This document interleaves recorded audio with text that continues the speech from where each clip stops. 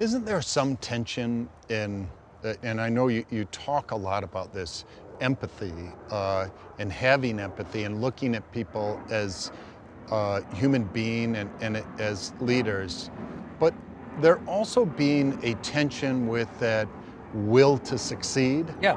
and that drive. And how do you think you best balance that? Because I think one without the other, um, you can have an enormously wonderful culture that isn't actually advancing the ball. The tension is healthy. The tension is good. um, if all you have is empathy, then you have a hippie commune, and you're not actually going to cure anything. But if all you're doing is driving the numbers, you're going to have a short lifespan and break the machine also. And you might have a spike, and then you'll disappear.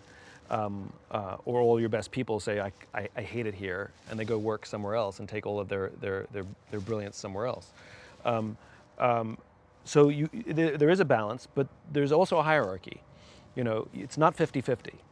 There's no such thing as 50-50. It doesn't exist. You can't say, well, we're 50% driven by performance and 50% driven by culture, because you will face decisions where one of those things has to will sacrifice the other. The question is, which one are you going to choose? There has to be a bias towards people.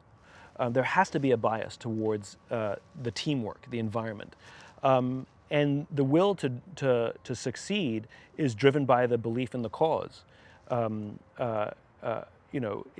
the cause is clear and the metrics, and you're letting people see the metrics so they feel like we're making progress. Again, go back to that marathon analogy, right? Which is, you're exhausted, you're tired, but you're getting closer to the finish line. You start running faster, not slower. That's a right? good point. And so it's keeping people included to know what the metrics mean, and which ones are trending and which ones are absolute. But yeah, there's nothing wrong with the drive to succeed, as long as there's a context within which that drive exists.